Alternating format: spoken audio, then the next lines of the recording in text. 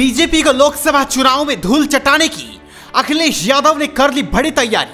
अखिलेश यादव का ये फॉर्मूला बदल देगा पूरा चुनाव।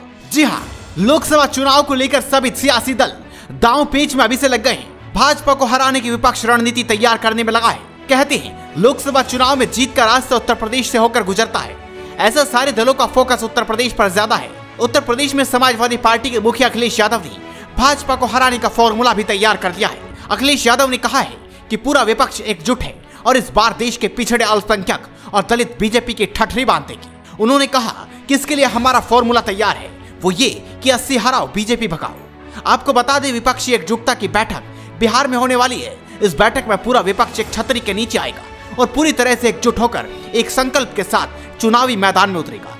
इस बैठक में देश के सभी क्षेत्रीय दल एक उद्देश्य और एक लक्ष्य के साथ शामिल होंगे। एक चैनल से बातचीत में अखिलेश यादव ने कहा कि जो पार्टी जिस राज्य में मजबूत होगी वहां वही पार्टी 2024 में चुनाव लड़ेगी। उन्होंने कहा उन्हें वह समय भी याद है जब सभी विपक्षी दल उनकी पार्टी की अगुवाई में एकजुट हुए थे। एक बार फिर वही समय आ रहा है और इस बार भी बीजेपी को हराने, हटाने और भगाने के लिए सभी दल एकजुट होंगे। सपा सुप्रीमो ने कहा कि उत्तर प्रदेश एक ऐसा राज्य है जिसके दम पर बीजेपी पावर में आई, लेकिन उत्तर प्रदेश ही एक ऐसा राज्य बनेगा जो बीजेपी को पूरी तरह से उखाड़ फेंकने में अग्रणी भूमिका अदा करेगा। इसमें सपा की अहम भूमिका होगी। वे सभी दल जो बीजेपी को हराने की चाह रखते हैं वे सपा के समर्थन में आएंगे। सपा प्रमुख अखिलेश यादव ने यह भी कहा कि 2017 में उन्होंने कांग्रेस का साथ लिया था, 2019 में बीएसपी हमारे साथ थी और 2022 में छोटी पार्टियों के साथ वे मैदान में उतरे थे, लेकिन इस बार सभी विपक्षी दल उनके साथ हैं। इनमें छोटे बड़े सभी दल शामिल हैं। उन्होंने कहा कि समाजवादी पार्टी नौकरियों में आरक्षण की पक्षधर है। उन्होंने बताया कि समाजवादी पार्टी की सरकार में एक्सप्रेसवे बना, इसका उद्देश्य ग्रामीण इकोनॉमी को बढ़ावा देना था। उन्होंने एक्सप्रेसवे के पास बड़ी मंडियों को बनाने की रूपरेखा तैयार की।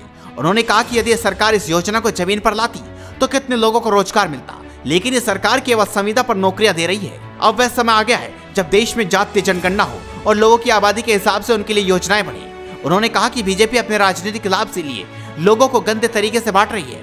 उन्होंने कानून व्यवस्था का जिक्र करते हुए कहा कि आप खुद देखिए कि प्रदेश में लगातार तीसरी बार कार्यवाहक डीजीपी नियुक्त किए गए हैं। उन्होंने ये भी कहा कि अभी हम 2023 में हैं और चुनाव अगले साल 2024 में होंगे। इसमें भी कुछ महीने बाकी हैं। इतना समय हमारी तैयारी के लिए बहुत है। तो ऐसे में देखना होगा अखिलेश यादव का ये फॉर्मूला कितना कारगर साबित होता है। तो आप इस वीडियो पर अपनी राय दीजिए, इस वीडियो को शेयर कीजिए और जुड़े रहिए हेडलाइंस उत्तर प्रदेश के साथ।